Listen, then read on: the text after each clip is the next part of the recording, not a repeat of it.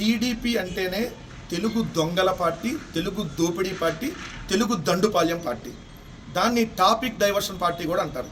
ఈ రాష్ట్రంలో జరుగుతున్నటువంటి అరాచకాల మీద, అన్యాయాల మీద, ఈ రాష్ట్రంలో జరుగుతున్నటువంటి దోపిడీ మీద, ఏదైతే 99 పైసలకి ఊరు పేరు లేనటువంటి కంపెనీలకి దోచిపెడుతున్నటువంటి విధానం మీద, లులు అనేటటువంటి కంపెనీలకి, అది లులు అనేటువంటి షాపింగ్ మాల్కి అప్పనంగా దోచిపెడుతున్న దాని మీద, ఇలాంటి వాటి మీద ఎక్కడా చర్చ జరగకూడదు. 1,86,000 కోట్ల రూపాయలు అప్పులు తెచ్చి ఒక్కటంటే ఒక్క సంక్షేమ పథకం కూడా ఇవ్వలేదు కాబట్టి వాటన్నిటి మీద ఎక్కడ చర్చ జరగకూడదు. ఏదైతే తాగేటటువంటి తాగునీరుని కూడా తాకట్టు పెట్టి అప్పులు తీసుకొని వస్తున్న దాని మీద చర్చ జరగకూడదు.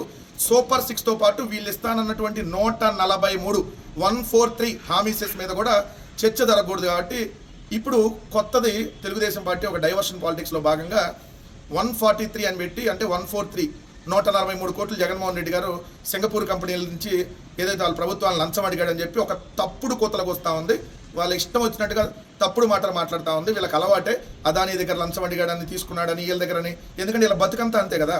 వీళ్ళు తీసుకునేది చంద్రబాబు నాయుడు బతుకు గురించి రామారావు గారు స్వయంగా చెప్పారు. ఆ రోజుల్లోనే సారా బాట్లింగ్ ప్లాంట్ కోసం 3 కోట్లు ఏదైతే వెళ్ళి గోని సంచుల్లో తెచ్చుకున్నాడు చంద్రబాబు నాయుడు గారు తాజ్ బంజారా హోటల్ దగ్గర.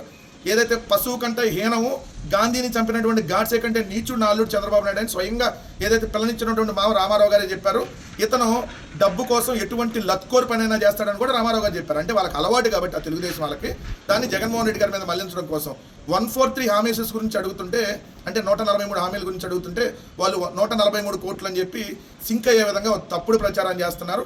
సింగపూర్ ప్రభుత్వంతో అసలు రాష్ట్ర ప్రభుత్వం ఎప్పుడూ ఒప్పందం కుదుర్చుకోలేదు.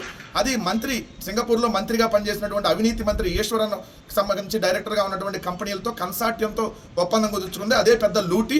ఆ లూటీని మళ్ళీ కొనసాగించడం కోసం చంద్రబాబు నాయుడు గారు దీన్ని ఒకదాన్ని తీసుకొని వచ్చి డైవర్ట్ చేసేటటువంటి కార్యక్రమం చేస్తూ ఉన్నాడు.